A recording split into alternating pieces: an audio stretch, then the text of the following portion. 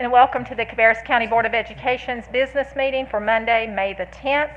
We have already called the meeting to order, and we have been in closed session and reconvened in open session. Board members, I need a motion to amend the agenda to move Category 11, which is guest speakers, to Category 6 before the recognitions, and also to add an agenda item 13.02 for the approval of the North Carolina School Board Association consulting agreement for a superintendent search. So moved. Second. I have a motion by Ms. Blackwell and a second by Ms. Sandage. All those in favor say aye. Aye. Opposed? Thank you. Now I would ask all to join us in the Pledge of Allegiance.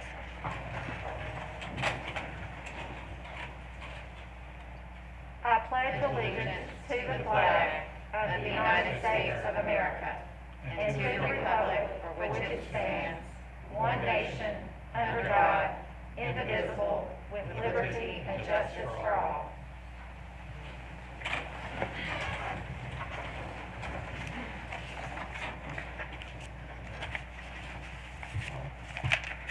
So the agenda has been amended and adopted, and we will begin with 6.0 with our first guest speaker. Okay, thank you. And our speaker is going to be Crystal LaCoya, and she's a senior at Hickory Ridge High School, and she will be speaking on the graduation ceremony.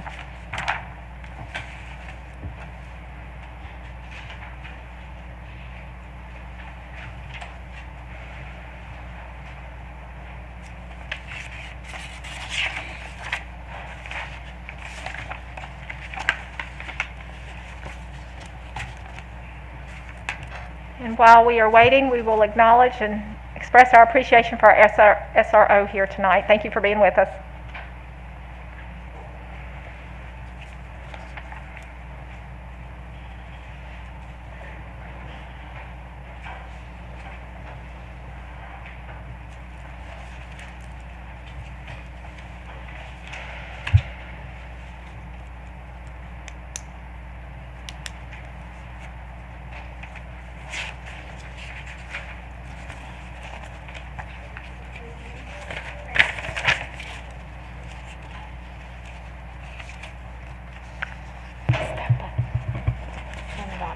Okay. While she's getting started, I will go ahead and read our process. In accordance with the Board Policy 2310, a part of each business meeting will be set aside for citizens to address the board through public comment. Each speaker will receive 3 minutes to present comments. Speakers must sign up with the board clerk via email at karina.neville@cabarrus.k12.nc.us no later than 5:30 of the regularly scheduled monthly business meeting. Speakers must include their name, group name if applicable, address and phone number, and list the general education-related topic of their presentation for the board minutes. Speakers will need to remain in their vehicles until a guest speakers section of the meeting begins. Speakers will be called into the building by an assigned number given to them after signing up. Speakers must wear a mask and will be temperature screened before entering the building and will need to exit the building immediately following their comments. During the public comment period, the board chair will recognize speakers in the order in which they signed in. Substitute speakers will not be permitted, and speakers may not donate any portion of their time to another speaker. If a speaker is unable to present all of his or her information within the specified time limit, the speaker may provide the board with the additional information in written form. If an unusually large number of people request to speak, a majority of the board may decide to reduce the time for each individual or to require the designation of a spokesperson for each group of persons supporting or opposing the same positions. At any time, the board may establish additional procedures to ensure that public comment sessions proceed in an efficient and orderly manner. Generally, personnel, confidential, and specific school-level matters will be handled in accordance with the board's grievance policy and/or the appeal rights afforded under the North Carolina General Statutes and are not the proper subject of the public comment portion of the board meeting. Board members will not respond to individuals who address the board except to request clarification of points made by the presenter. Except in cases of emergency, information received during presentations will not be acted upon at the time it is received. It will take a unanimous vote of the board members present to take action on a presentation considered to be of an unusual or emergency nature at the time it is presented. Disruptions by any person or persons of a public meeting will be subject to action in accordance with General Statute 143-318-17. And with that, we will let you begin. Thank you and good evening. Good evening. Can you all hear me? We can Okay. hear you. So I don't need to press anything on you? Oh, okay. It's on, you're good. Good evening. My name is Crystal Lacayo, a senior at Hickory Ridge High School. I am speaking today in regard to the class of 2021's graduation. In the past, I have attended many graduations that included a live chorus, band, speeches from the valedictorian, salutatorian, and student body president, as well as witnessing the long-anticipated student processional to graduate seats and the monumentous moment when each senior took their walk across the stage to receive their diploma in front of their family and friends. These are normal activities that take place during a normal graduation. It is not news to anyone that the COVID-19 pandemic has interrupted this sense of normalcy for all Americans. The class of 2021 only received about 2.5 years of regular high school experience. As a result, we lacked interaction with socializing with one another, experienced a decrease in class participation, and an increase in apathy toward learning. In addition, some of my peers have had to deal with more family, personal, and financial issues because of this pandemic, only adding to the stress of trying to finish high school to become active citizens in this country. This abrupt change in our learning environment and social environment gave way to emotions that were not and still are not easy to handle. As a member of the Trail Initiative at the Cabarrus Health Alliance, I have seen and heard stressors causing negative mental health amongst my peers, and I myself has also felt these stressors. As we transition from high school to adulthood, the class of 2021 is still hopeful for a chance to experience certain traditions concluding the end of our high school experience now that we are in a different phase of the COVID-19 pandemic. I am thankful for the change in your decision to allow the senior class to walk the stage at the Speedway. However, I am concerned about the lack of communication about how our monumental event will take place. We are about 4 weeks away from graduation, and we need additional information from the school board.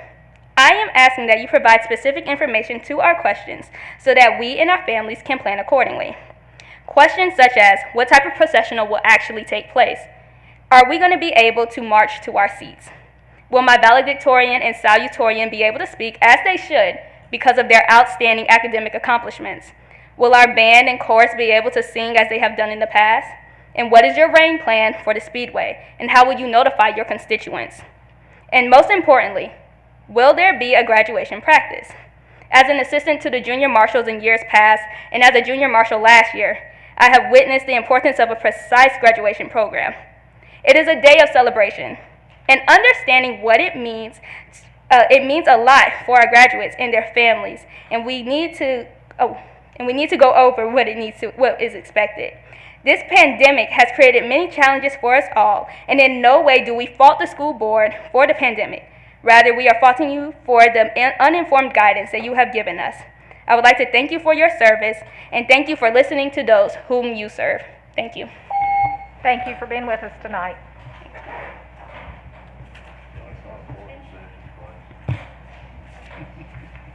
Next, we will move on to 6.01 for the 2021-2022 Teacher of the Year recognition, and we will have Dr. Keisha Khan to the podium, please.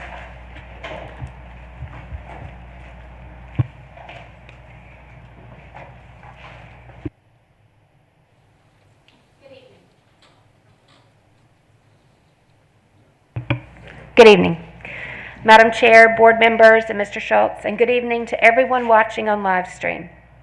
Ashton Berry, third grade teacher at W.R. Adele Elementary School, was named Cabarrus County Schools Teacher of the Year on Tuesday, April the 20th, with a surprise announcement at school. Berry joined Cabarrus County Schools and the W.R. Adele Elementary School family in 2017. She began her teaching career in 2013 outside of the district. She earned a Bachelor of Arts degree in elementary education from Appalachian State University and currently is pursuing a master's degree in curriculum and instruction. In 2020, Berry was a recipient of the W.F. Mazel Costner Parker Endowed Scholarship awarded by the Riker College of Education at Appalachian State University. According to W.R. Adele Elementary School Principal Dr. Sandy Ward, Miss Berry is a dedicated educator. She works to meet the individual needs of all of her students. Miss Berry is a wonderful teammate and colleague. She consistently shares quality resources and strategies that all educators could use. She believes that every student's culture should be embraced and celebrated. This year, Miss Berry virtually welcomed all of her students' families into her virtual classroom to share their customs and traditions.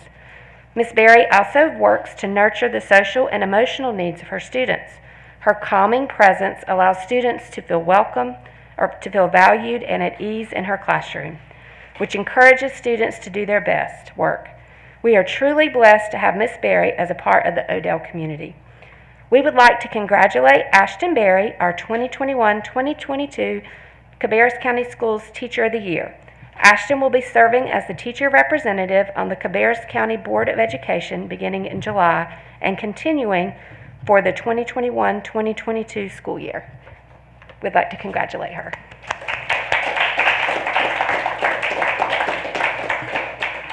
We would also like to extend our gratitude to all of our sponsors for the Teacher of the Year and recognize our gold sponsors, which include Cabarrus County Education Foundation, Greater Charlotte Automobile Dealers Association, Concord Mills Mall, the Miriam and Robert Hayes Charitable Trust, Hendrick Auto Mall, Equitable Advisors, and Public Supermarket Charities for making our Teacher of the Year celebration week a great success.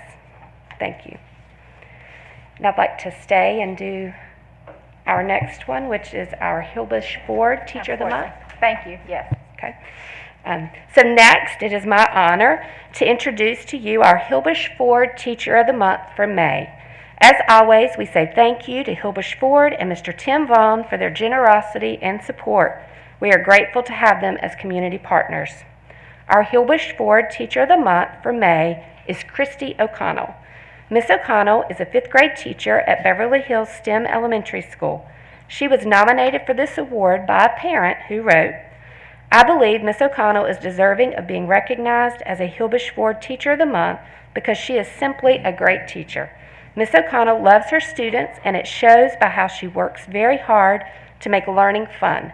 She cares deeply for her students and truly enjoys getting to know them." During remote learning, Miss O'Connell had a virtual weekly lunch with her students, and many students would log in a little early just to spend time chatting with her. Miss O'Connell invests in the relationships she forms with her students. She invests her time to attend a Saturday sporting event or making special messages to encourage her students and make them feel special. As a parent, I appreciate the relationship she fosters in the classroom. Miss O'Connell takes opportunities to teach her students how to resolve conflict and embrace differences. She really is a perfect 5th grade teacher.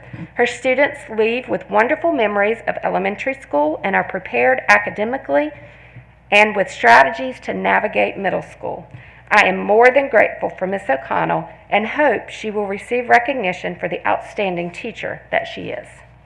Miss O'Connell, thank you for the time and attention you give to fostering relationships with your students and for preparing them to be successful as they move on to middle school.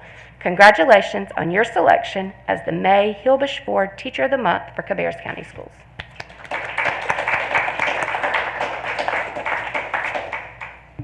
Thank you.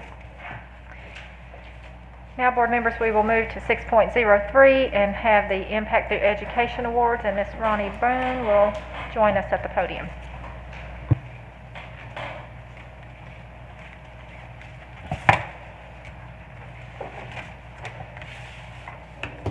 Good evening. We're closing out the 2020-2021 Impact Through Education Awards tonight with honors going to Rocky River Elementary School and to Cox Mill High School students and staff members. We extend our thanks and gratitude to Equitable for the sponsorship of these awards once again this school year. And we also want to say thank you to Concord Trophy for always doing such a masterful job at engraving the award plaques for our winners. So now on to tonight's awards. Our first honoree from Rocky River Elementary School is Omar Davis. Omar is a 4th grade student who shines in every way, every single day. He comes through the door each morning with a gigantic smile. His happiness is infectious, and it sets the tone for the rest of the class. Not all subject areas come easy to Omar, but he doesn't let that stop him from working hard and taking good notes. It is common to hear him talk about how hard something is at the beginning of a lesson, only to say how much fun he has had learning and that it ended up being a lot easier than he thought. His teacher loves that he is willing to share his knowledge and strategies with his classmates. He often refers to his handy-dandy notebook and continues to make connections to his learning throughout the school day. Omar is a leader by nature and an inspiration to those around him. At the beginning of the school year, when everyone was learning remotely, Omar was brave enough to turn on his camera and share his thinking during lessons. That influenced his classmates to turn on their cameras and to share their thinking as well. We congratulate Omar on receiving an Impact Through Education Award for Rocky River Elementary School.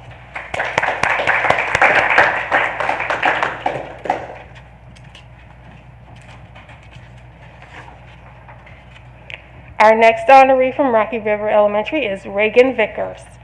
Reagan is a 5th grade student who has been a Rocky River Roadrunner since kindergarten. She is a part of the school's Spanish dual language immersion program and has flourished. Reagan, at only 11 years old, is fully bilingual and excels in her academics and is an AIG student. She was chosen as a Rocky River Young Author 3 times, was a district nominee twice, and also a state finalist. Not only is Reagan a hardworking elementary student, she also is a philanthropist. A philanthropist. Sorry about that. She realizes that our world can be and should be a better place. She has helped restock food pantries, served food to the homeless, and assisted with building and maintaining the school garden. Her classmates voted her most likely to become President of the United States, or at the very least Secretary of State, because she is so diplomatic. Reagan demonstrates the qualities and traits of a true roadrunner, and teachers and administrators say they will miss her next year as she moves on to middle school. Congratulations, Reagan, on receiving an Impact Through Education Award for Rocky River Elementary.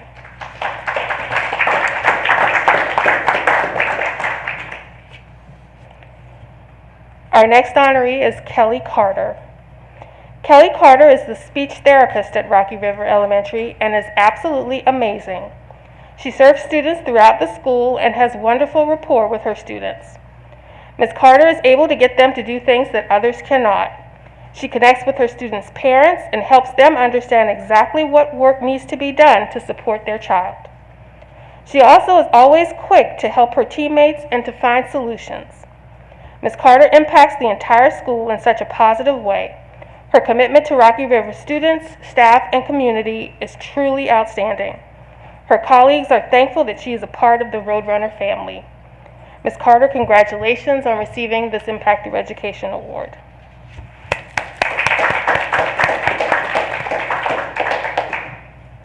And our final honoree from Rocky River Elementary this evening is Bob Morgan. Bob Morgan is a member of the custodial team at Rocky River Elementary School. Even though he has only worked at the school for a little more than a year, it took staff and students just a short amount of time to see how hard he works and how much he loves Rocky River. Mr. Morgan's commitment and dedication to Rocky River go above and beyond cleaning the building. He has established relationships with staff and students throughout the building, and his positive attitude is contagious to all who are around him, and he is always wearing a smile under his mask. Through his work ethic, kindness, and positivity, Mr. Morgan is a role model for students. He is invested in the school, and it's people like him who help make Rocky River Elementary a great place to work and learn. The Roadrunner family is thankful to have him. Congratulations, Mr. Morgan, on your Impact Through Education Award.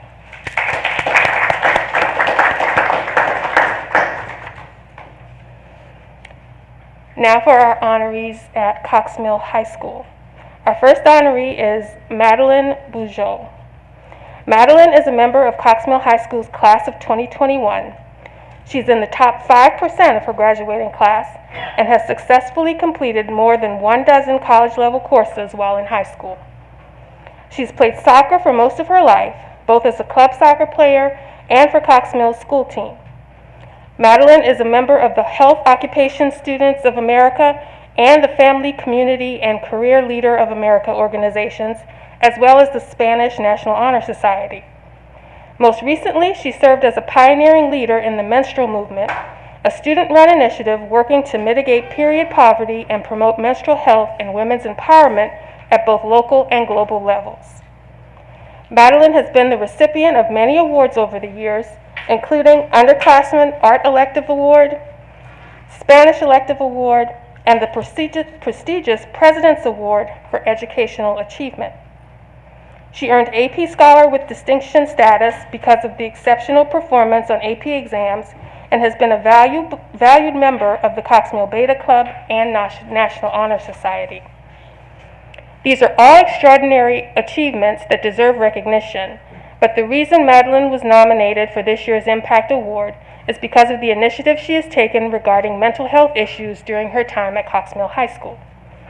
Beginning in her sophomore year, Madeline collaborated with members of the Student Support Services team to enhance mental health awareness at Cox Mill. As a result of her interest and perseverance, the school has begun several mental health awareness initiatives, including Wellness Wednesdays and the creation of a mental health resource page accessible to all students. Due in part to Madeline's caring, compassionate, and courageous advocacy, Cox Mill High School students have greater access to mental health information, resources, and support. Madeline intends to study exercise and behavioral science at the University of North Carolina at Chapel Hill and pursue a career in health sciences. Cox Mill High School is pleased to recognize Madeline Bugeaud with an Impact Through Education Award and know that she will continue to make contributions that help others and her community in the future. Congratulations.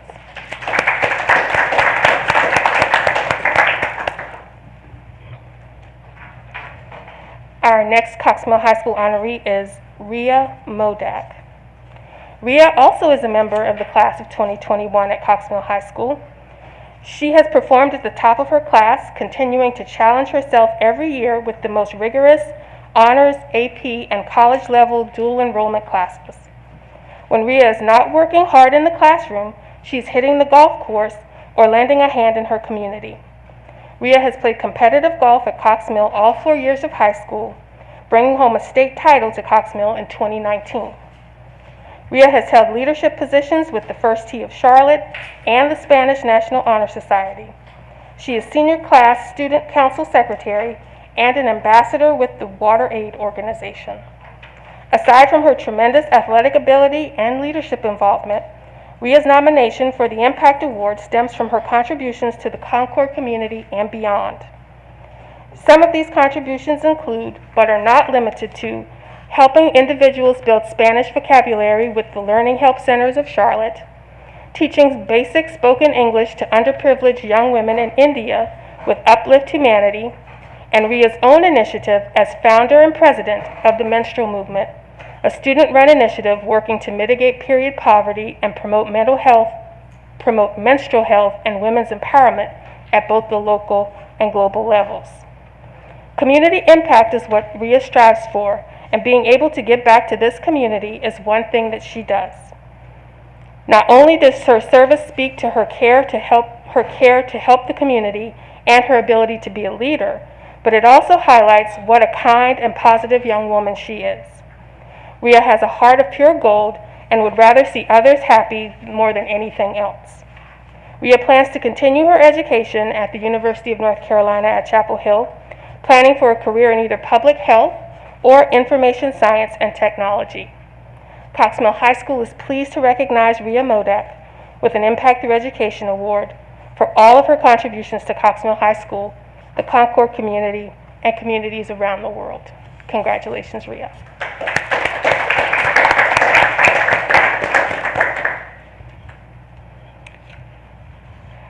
Our next honoree is Gerardo Lobo Plaza. Mr. Lobo Plaza is a native of Argentina and is completing his second year as a Cox Mill Charger. He is an ambassador teacher from Participate Learning and teaches Spanish 1 and Spanish 2.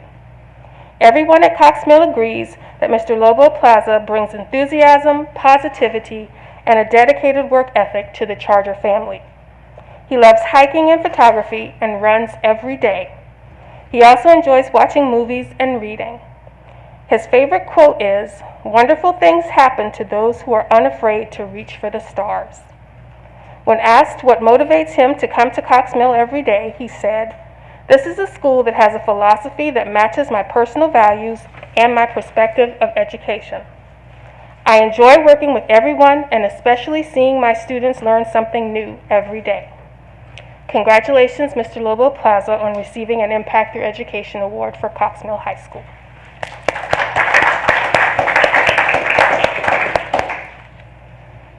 And our final honoree from Cox Mill High School is Janet Davis.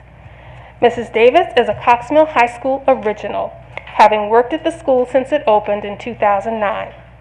Her Cox Mill family finds her invaluable and believes she is the nucleus of the school. One Cox Mill team member said, "Mrs. Davis wears 1,000 hats. Her commitment to our school community is always carried out with care and excellence." Mrs. Davis is a native of Concord.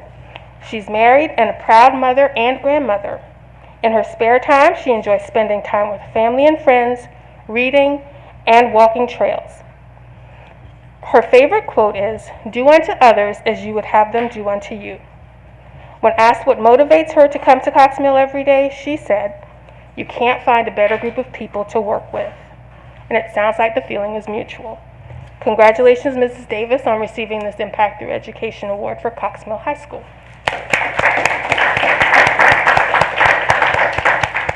And congratulations to all of our honorees this evening. Thank you, Mrs. Boone. And yes, on behalf of the board, congratulations to all our recipients. We will move on to 6.04, which is the Fine Arts Achievements Award. Mr. Bart Holbert, our Fine Arts Coordinator, will join us at the podium.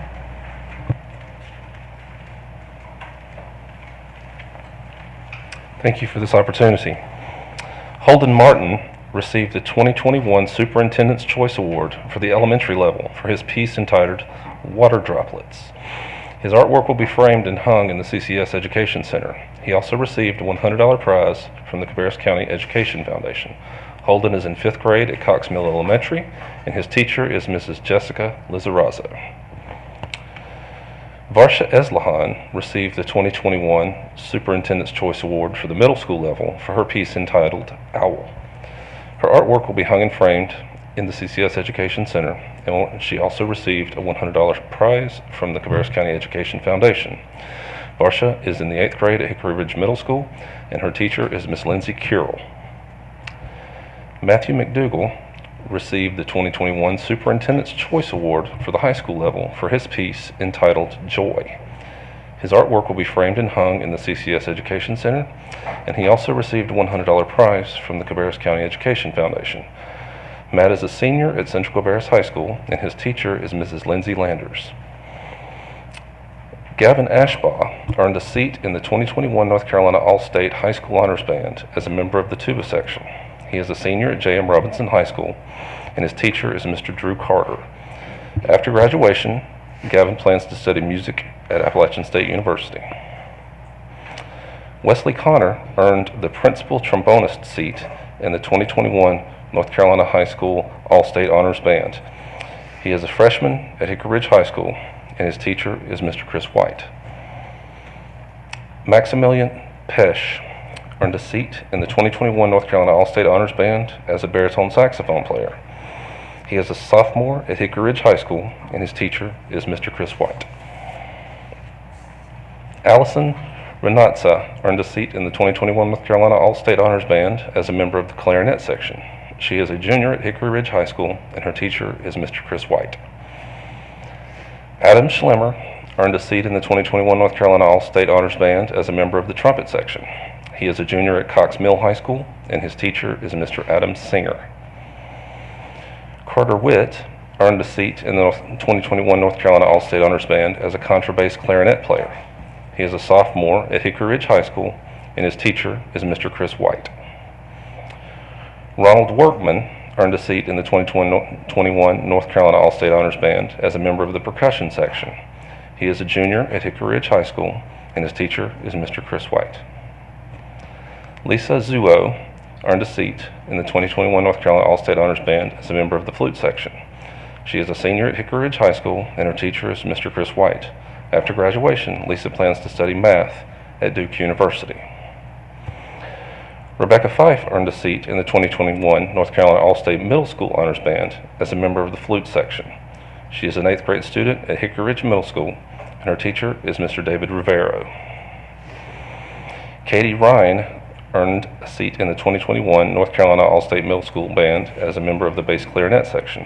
She is an 8th grade student at Hickory Ridge Middle School, and her teacher is Mr. David Rivero. Aaron Smith earned a seat in the 2021 North Carolina All-State Middle School Band as a member of the French horn section. He is a 7th grade student at Harris Road Middle School, and his teacher is Mrs. Leah Pfeiffer. Caitlin Cabarrus and Cameron Meyer received North Carolina Theater Conference Awards for excellence in writing, acting, and leadership for their original stage play entitled It's Simple, which was performed virtually for the annual NCTC competition.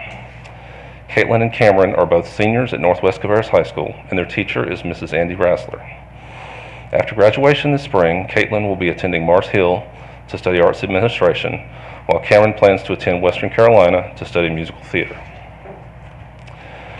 Scarlett McConville received a North Carolina Theater Conference Award in Excellence for acting and also playwriting for her original stage play, A Very Important Meeting, which was performed virtually for the annual NCTC competition. Scarlett is a senior at Hickory Ridge High School, and her teacher is Mr. Ian Sullivan. Samantha Cannon and Lillian Evans both received North Carolina Theater Conference Awards for Excellence in Acting for their roles in the original stage play, Critical Fail, which was performed virtually for the annual NCTC competition. Samantha is a senior and Lillian is a junior, both at Hickory Ridge High School, and their teacher is Mr. Ian Sullivan. After graduating this spring, Samantha will be attending Western Carolina to study forensic anthropology.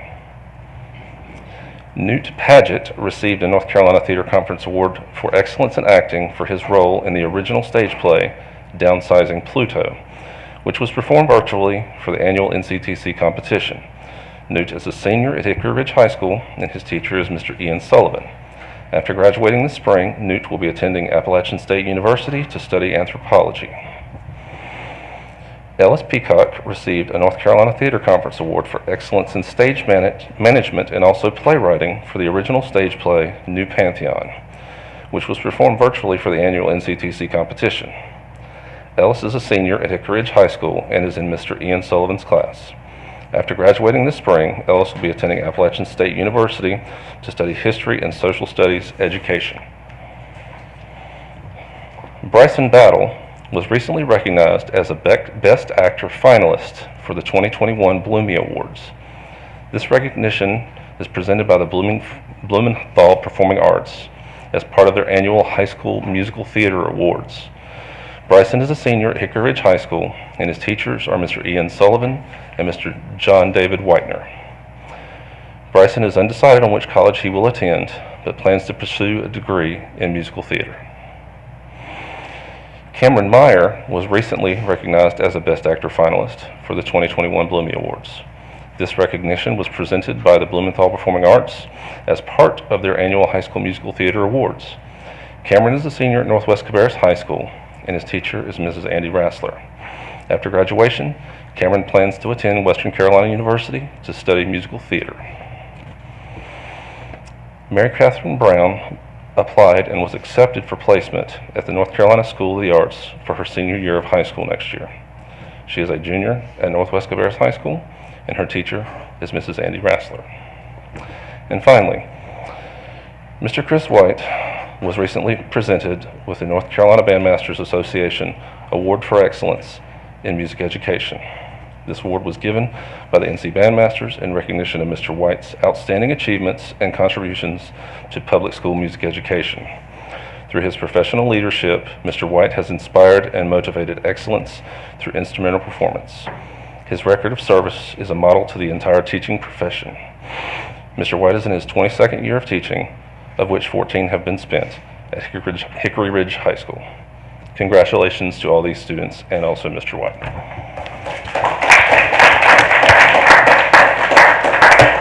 Thank you, Mr. Tolbert. And next, board members, we will move on to items under number 7, which is first the personnel recommendations.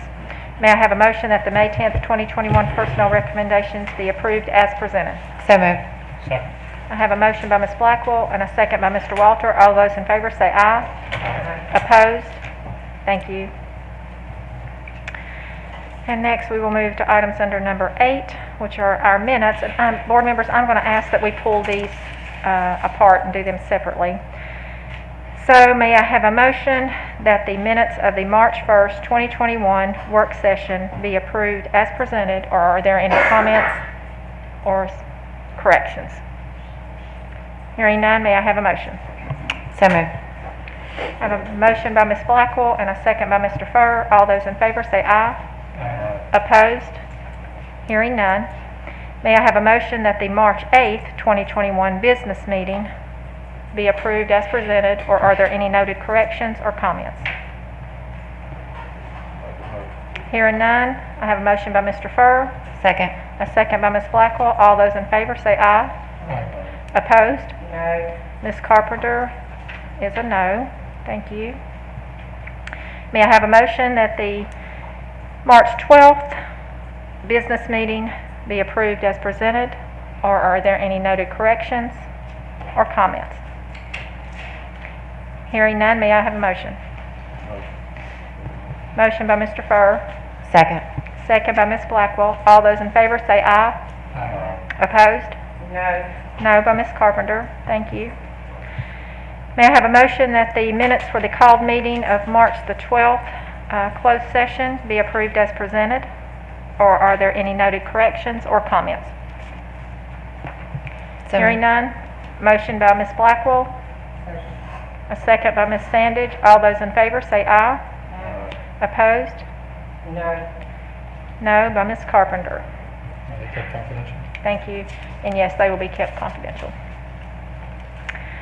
Okay, next we will move to items under number 9, superintendent comments. We will start with 9.01, Mr. Ron Schultz, interim superintendent. Thank you, Madam Chair. Good evening, board members. Just wanted to begin by mentioning that last week was Teacher Appreciation Week. I think now more than ever, it's time to express our gratitude for the amazing job that our teachers have done this year. It's obviously been a difficult and challenging year. They've learned a new and different way to teach, and they've reached out to students wherever they are and whatever format they are in. So we're so grateful for the job that our teachers have done this year, and I will close my comments tonight with a story about our teachers. On April 30th, we announced the plans for graduation at Charlotte Motor Speedway, that they would include a more traditional commencement ceremony. Tomorrow, we will be exactly 1 month away from graduation from the class of 2021, walking the stage at Charlotte Motor Speedway, and located on our district website at www.cabarrus.k12.nc.us/CabcoGrads21. We have all the information to share with you regarding the lay of the land, including maps and an informational video that addresses arrival, parking, seating, tickets, inclement weather plans, and much more. It is also important to note that you'll need to follow the directions of your graduation coach and your school administrators at the school to receive even more additional information pertaining to your particular high school. I also want to say thank you to our sponsors. I know to our Teacher of the Year program. I know Dr. Khan earlier mentioned our Gold Apple sponsors, the Cabarrus County Education Foundation, Concord Mills, Equitable, the Greater Charlotte Automobile Dealers Association, Hendrick Auto Mall at Concord Mills, Miriam and Robert Hayes Charitable Trust, and Public Supermarket Charities. We also have silver Apple sponsors. That's Metrolina Greenhouses, Modern Nissan of Concord, and we have bronze Apple sponsors, and that's the Cabarrus Arts Council, Cabarrus Auto Imports, Gem Theater, and Keller Williams Realty with Penny Carter. Information updates are related to COVID-19. So we are in a pretty good state of things right now, so let me just talk a little bit about that and some other details. As you may have already heard, the Governor Cooper has Order 209 came out 2 Fridays ago, and everyone, including staff and students, now have the option to wear whether or not they want to wear their mask while outdoors. What we saw last week in terms of our number of cases in Cabarrus County is we saw them continue to improve. So if we look back at April 9th, the week of April 9th, we were at 502 new cases in Cabarrus County that week. And if we look back at last week, beginning April 30th, we were at 277 cases. So in just 3 short weeks, we went from 502 to 277 new cases. We still have new cases though. So, but I want to congratulate our community on that, and a large part of that is due to the efforts of our vaccination heroes that we have in our community that continue to give vaccinations. So, and I think it's really important that, you know, to remind everyone that while we're still we're still in a pandemic, there are still restrictions, and some of those restrictions do come with sometimes with the quarantine when somebody's exposed to a positive case. And we still are following the guidelines of if you're within 6 feet for 15 minutes or more, you have to be quarantined for 14 days. Unless you have been fully vaccinated for 2 weeks. So that excludes you from that. Some more updates on vaccinations. Our status here in Cabarrus County, we're at 44.8% of citizens have been vaccinated, have received at least one vaccination or a partial vaccination, and 36.1% of our citizens have been fully vaccinated. So just over a third have been fully vaccinated. As a reminder, vaccine clinics are going to be held, are being held at West Cabarrus High School. The first one that we had there was Friday. We vaccinated 155 individuals at West Cabarrus High School. So many thanks to the Cabarrus Health Alliance who sponsored that during the day on Friday. And those individuals who were vaccinated on Friday will go back for their second dose on May 28th at West Cabarrus High School. So stay tuned for the next couple of days, maybe even within the next 24 hours. There may be a pending announcement from the FDA regarding vaccinations for 12 to 15-year-olds. So that is on the horizon. If that is done before Wednesday, then we have another West Cabarrus High School vaccination clinic from 4 to 8 at West Cabarrus High School on May the 12th. So 12-year-old on up, if approved, could be at that clinic. But until then, if they're not, then we still have 16 and above that can be vaccinated. Information on how to register for an appointment there can be found on the Cabarrus County Schools website. Last week, on May 4th, we had a new school bus parked outside of the auxiliary services garage. In fact, it was a model school bus, but it was, and her name was Julie. She is an all-electric school bus. Has about 150 miles range on that electric school bus and can charge within 2 to 3 hours. And Julie was a model that was displayed because Cabarrus County Schools is receiving 2 Julies next year for our fleet, and Kannapolis City Schools is also receiving a Julie bus made by Carolina Thomas, which is a North Carolina-based company. And so it was really interesting to get to see that. I know a couple of you were able to make it out, and so it was interesting to hear about and see all the features and know that the engine is not really where we expect the engine to be, and all the features within the big mirror that is on the bus with all the camera, has a 360 camera system on it. It was a really impressive machine. So we'll be able to see what those buses do in terms of longevity and the charging and how long they last and how long they recharge or how long they go on one charge. We were awarded those 2 buses as a pilot from the state of North Carolina, and that was a result of a Volkswagen lawsuit settlement, actually. So we're excited about that, and Mr. Whitaker has big plans for those 2 buses. The month of May is a big month for celebrations, as we witnessed many just now. In addition to Teacher Appreciation Week, we celebrate the National School Nurse Day on Wednesday, May 12th. We've had a long-standing partnership with the Cabarrus Health Alliance and the School Nurse Program. We're one of the few districts in the state that has a nurse in every school, and we're extremely appreciative for that. And throughout this pandemic, we've seen how valuable our nurses are to our students and our community. And then last Friday, we also celebrated National School Lunch Hero Day and National Child Care Provider Day. And so we have both of those staff members, both of those types of staff members in our district, Kids Plus and our school nutrition staff, and they're serving our students on a daily basis. They're doing it again in a very different way this year than they have done before. So I really appreciate their dedication and their service, and we honor them. And then we also, last Saturday, had National Principal Day. So we just thank you so much again for our school leaders and what they have done to lead in very different times this year as well. We're celebrating Mental Health Awareness Month this month. Our teams of social workers, school psychologists, and school counselors are dedicated professionals, and they all serve the mental health needs of our students. Our district offers a variety of resources for students and families to support some emotional health and well-being. Things such as resources such as listening circles, reconnect sessions, services for families in crisis. And if you go to the CCS website under Student Services and look for the Parent Support During Pandemic link, you'll see multiple sources for parents to access during the pandemic, but actually any time to refer to that. And then lastly, I'd like to provide the board with and our audience with some joy and a way to close out our Teacher Appreciation Week. I received this email last week from the mother and father of a 6th grader at J.M. Fries Middle School. It starts off, I'm writing in recognition of the exceptional education experience our son received this year at J.M. Fries Middle School.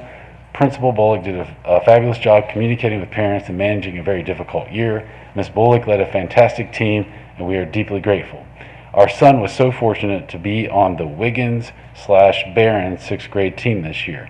Both Catherine Wiggins and Ingle Barron need to be recognized for their extraordinary work during a year of constant change and uncertainty.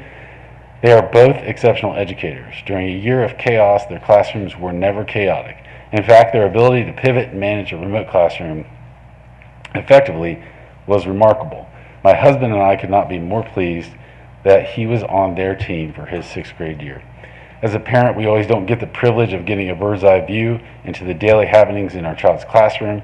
During remote learning, we did get to see both teachers in action. Their ability to adjust, creatively manage their classrooms, lead their students and parents through the labyrinth of remote platforms, and deliver content effectively through remote mediums could serve as a model for the rest of the nation. I personally am an audiologist for an unnamed school district. I cover 30 plus schools, and I am in many classrooms, both in person and remote. While I am proud of our work we accomplished, we saw many teachers go above and beyond for their students. I can personally attest that no one did it better than Catherine Wiggins and Ingle Barron. Moreover, while there is no doubt that they have experienced angst over the struggles of their year, if those feelings were harbored, they were never apparent in their classrooms. They were always professional, they kept the class culture positive, motivated, and best of all, learning. Our son has some disabilities, and he is exactly the type of student who would have fallen through the cracks this year.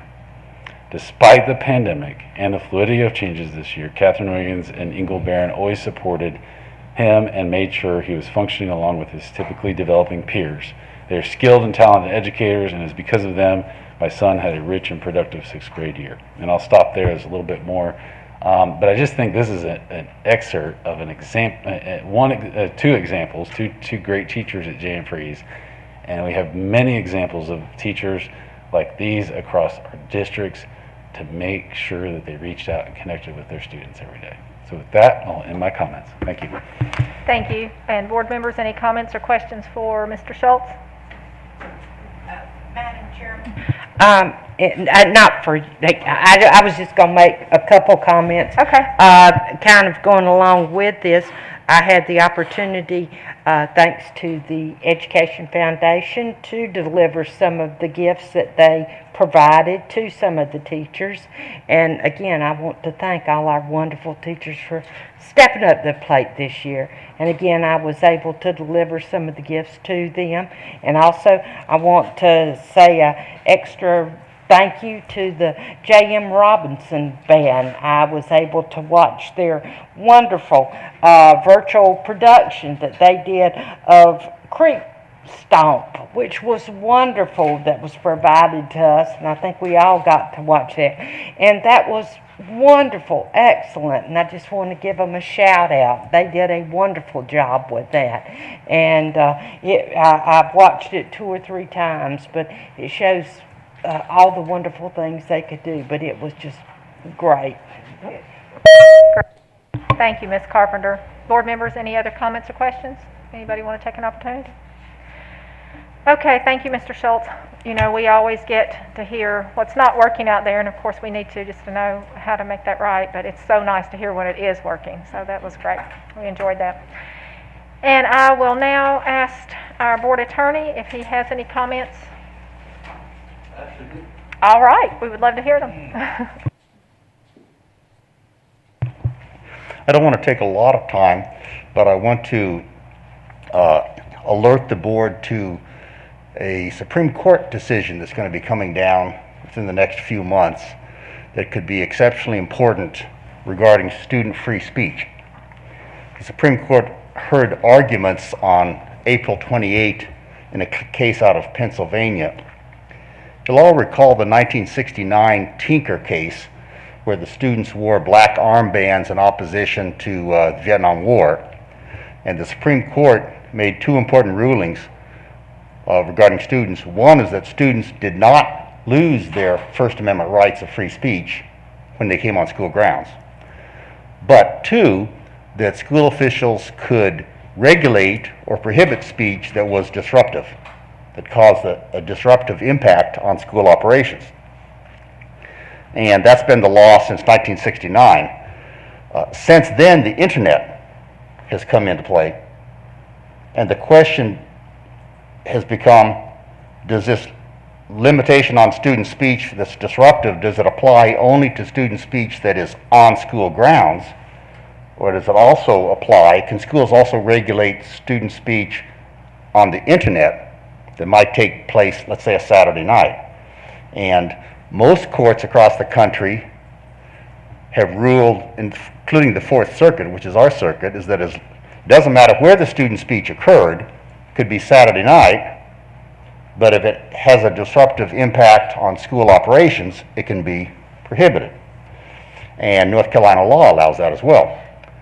Well, the Pennsylvania Supreme Court, in a decision last year, said that is too restrictive because that could pretty much bar all student speech, because that's the way students communicate now. And so they adopted a black letter line, a clear line. If the student spoke off campus, then the rules for adults apply. You do not have a special school rule for disruption. And if the speech is on school grounds, it can be banned if it's disruptive, but if it happened on Saturday night on a computer, then it cannot be banned unless it violates some other law. That's a big conflict.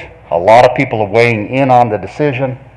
It's probably the biggest Supreme Court case on student speech in, well, since 1969, try to do my math, 50 plus years.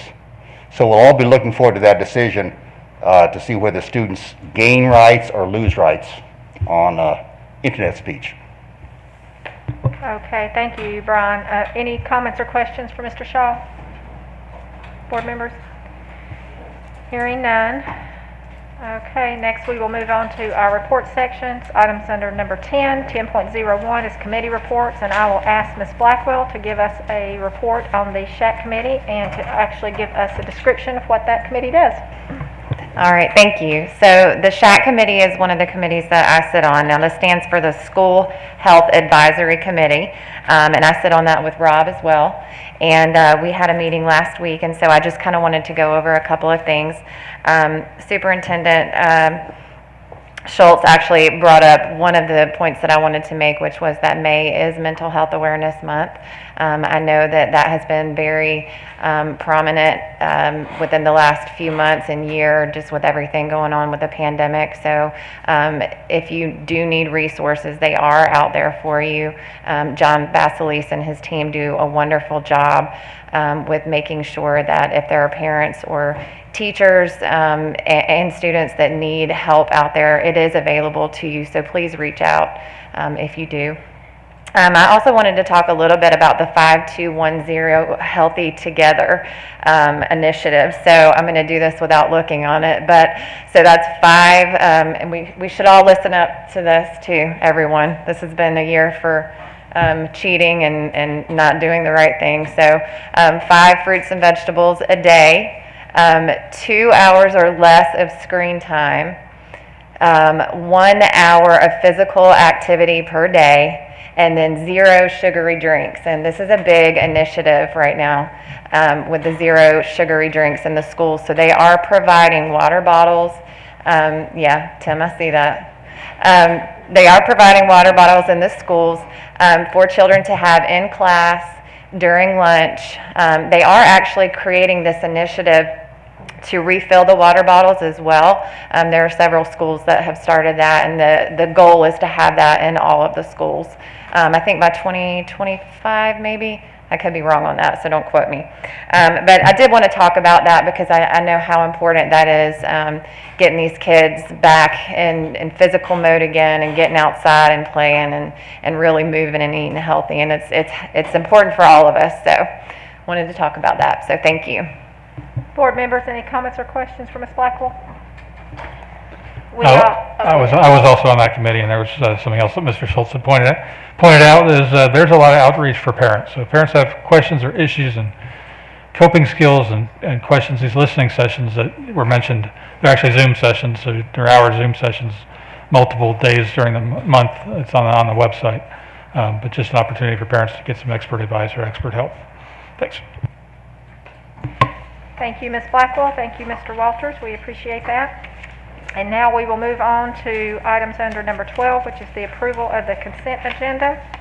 Are there any comments or questions, or may I have a motion that the consent agenda be approved as presented? Motion to approve consent agenda as presented. Second. Motion by Ms. Blackwell, second by Mr. Farr. All those in favor say aye. Aye. Opposed? Hearing none, motion passes. Thank you. And now we will move to our action agenda, items under number 13. And the first one will be 13.01, which are the policy revisions for approval on second reading. And we will have Ms. Burns to the podium. Thank you.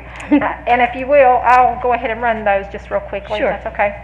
So we will have policy number 3225/4312/7320, which is the technology responsible use, and policy number 4600, student fees.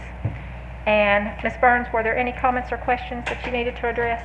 No, I received no comments or questions from anyone. So hearing none, any other comments or questions by board members? Yeah, I mean, I've asked for those to be on action item. I've got some issues with both of them for this technology responsible use. There is a clause under G2 that essentially, if you layman and you're reading this thing, it says that employees may not use personal websites, personal email accounts, or social media to communicate regarding school-related matters. I think that's way too broad. I think it needs to be narrowed. I don't think that's really our intent, is to stop free speech from our teachers. Jim O'Rourke from NCFDA is now joining. So, Mr. Walter, do you have a suggestion, or have you made a suggestion? Can I ask the attorney, Mr. Shaw? Mr. Shaw. Mr. Walter spoke with me about this, and as we looked at it... Mr. Shaw, do you mind coming to the podium, please? I'm sorry. That's okay. Yes, Mr. Walter spoke with me about this just before the meeting, and in a close look at it, one can see how the policy could be applied, this language could be applied to a situation that I don't think the board really intends to. I don't think it's meant to prohibit any discussion on any social media of anything having to do with schools. But the language could be read that way. And the way to do it would be either to pass it and send it back to the policy committee to focus on that, or send it back to the policy committee for another look and bring it back again on a second read. I think the board could do it either way. But Mr. Walter convinced me that it's overbroad. And so I think it should be looked at whether, again, passed and then looked at for possible revision, or just sent back on a second reading. So there are a couple more policies that is going back to the policy committee. So we could just go ahead and do that if everyone is okay with that, just to send it back. Are we good? Okay. Okay, so just to be clear, so I'll bring this back next month, second read with some minor changes through the policy committee. That is great. And could you confirm if the actual policy committee meeting is on the 18th? Yes, ma'am. Okay, all right, thank you. Good. And so now on to policy number 4600. And my issue with that is, again, we're taking away definitions of what student fees are. I think that's not helpful for people that, again, a layman looking at it wouldn't know what a student fee is. It's kind of leaves that up to whoever the schools to determine what a school fee is. I think that should be listed there, and I also think that there ought to be something in this policy that if somebody's got an issue with a fee, there's got to be some policy, some way to appeal that.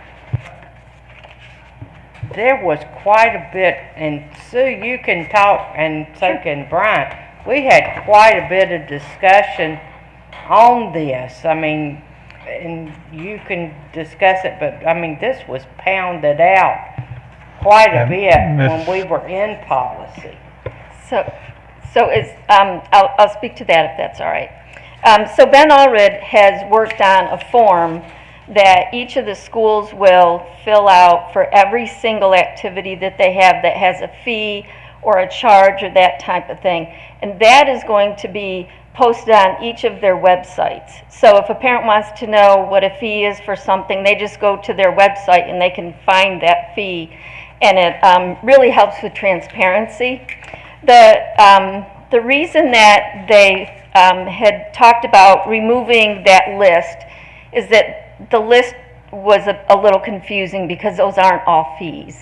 So really just looking at the district tells schools, so if you're going to have a fee for this, it can't be more than such and such an amount. If it's more than that, then it needs to be approved at the district level. So there are some fail-safe things, and that was why we took that out, because there are so many fees. And if we were just to list every single one of the school level fees, it'd be pretty exhaustive. Having the system-wide fees, those are the ones that you all will get a copy of when Ben brings those for approval. And those are the fees that are the same across the board, like your graduation, technology fees, that type of thing. So that was really what was behind the removing the list. Yeah, Mr. Walter. Yeah, I understand that. I just think that I don't think the board needs to delegate that. I think the public comes to us if they've got questions about fees. They're not going to, and it's not shouldn't necessarily be the school. I think it's really a board decision to make sure people are consistent. Schools are consistent across the board on different similar fees. But so I oppose the changes. So I'm going to ask other board members to give me some feedback if you have any issues with what has been put before you for this policy. Ms. Carpenter, I'll start with you, since you actually sit on the policy committee. And one of the things, wasn't there a limit? I mean, somebody was going to be approving that for the principal. I mean, so it was because the way we described it, the schools, I mean, the principals couldn't go crazy with that. Somebody was going to be kind of watching that too. So Mr. Allred has gone through and looked at what schools, what they charge. So let's say, I don't know, yearbook. And it can't go above a certain amount. It can certainly be less if their school doesn't need to charge that much. And it's the same with things like going to theater performances, that type of thing. One school, it may be more expensive because of the, what program they're using and that type of thing. But they can't go above a certain amount. And if it does, then it has to go through approval here. We also have the extracurricular activities and policy. That is, I can't remember that one, 32 something. So in that policy, it says that no student will be charged more than $500 for activity, and that's the big ticket items like band, for example. And in that policy, it talks about fees, and also that any of these policies, a parent can use the grievance policy. So if a parent didn't agree with something in 4600, they can